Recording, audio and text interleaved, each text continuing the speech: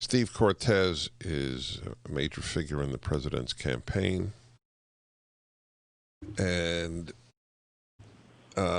explain to me, please, because it sounds a little screwy to me, that the Commission on Debates has come out and said that the next debate cannot be in person but must be virtual.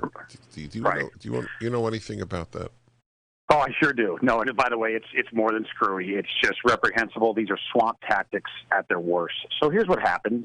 Last night, of course, amazingly powerful, persuasive performance from Vice President Pence. Fairly humiliating night, in my view, and I think in most people's view, their objective for Kamala Harris.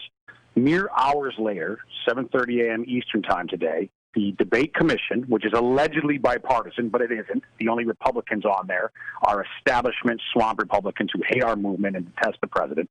7:30 a.m. without any notification at all, any consultation with the Trump campaign, makes a unilateral decision that the debate in a whole week from now, 7 days from now, cannot be held, and uses as the pretext the infection of President Trump. Now, here's the reality with President Trump. His medical team tells us that he will very likely be completely cleared by this weekend, meaning not only is he no longer sick, and at this point showing no symptoms, but not only is he not sick, that he will be not contagious by the weekend, that he will be totally cleared to be a normal person to interact as any other person would who is healthy. In addition to that, by the way, I can go even further. The doctor says there are early signs that he has the antibody, so he might even be better than back to healthy.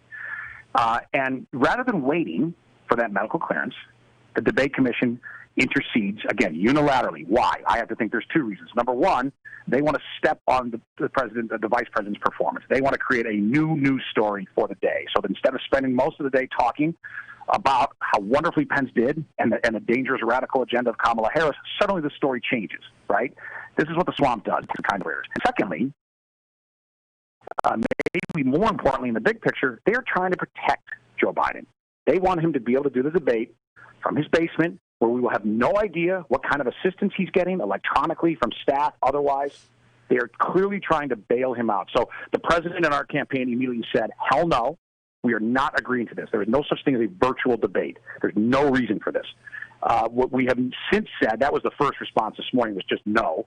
What we have since said is we would agree to a week delay on debates 2 and 3. So we're trying to be reasonable and saying they have to go off as planned, but a week later. So they will be, instead of the 15th, it will be the 22nd of October and the 29th of October. Now, I think that's very accommodating of our campaign. We don't know yet what the commission will say or what the Biden campaign will say. We are also, I can tell you, considering at least just knocking the commission out of it entirely. In other words, let's try, if we can, to just negotiate with the Biden campaign, because the commission is corrupted. It just is. Frank Farrakhan and useless. Who wants them? Yeah. No, I mean, exactly. if two campaigns cannot agree on how to debate, then it's irrelevant. Right. I concur. Exactly. And so we're considering that as well.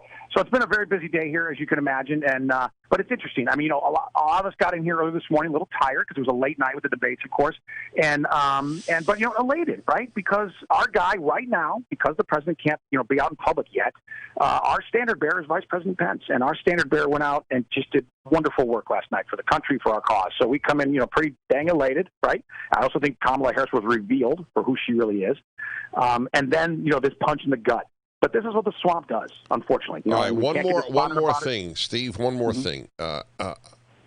I wish the vice president and the president, and you're the ear that I need to convey this, made it clear, and clarity is only available through clarity and repetition. As Daniel Henninger writes, and as I have been saying so much, they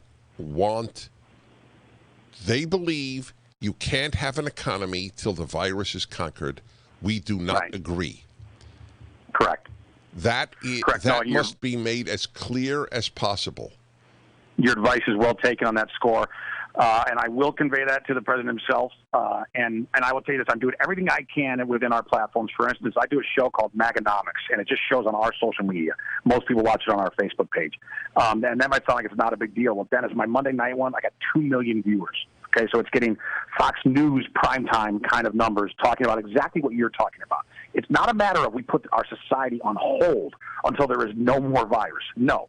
The economy is roaring back to life, thank God. And it's primarily doing that, by the way, because of the freedom jurisdictions, places like Florida, that have acted appropriately, have smartly managed risks while reopening our society. They're carrying the load in many ways for the entire country, and we're still doing great on a national basis.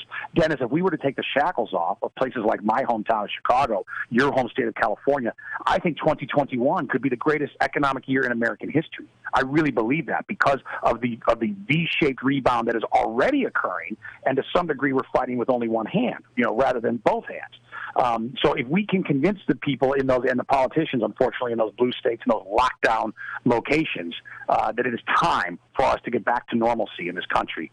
And we do not have to wait for the vaccine. We hope that happens, of course, but we don't have to wait for it. You're exactly right. It's not an either or. It's not a binary choice. This economy is roaring back to life in most of America. It should be doing so in all of America.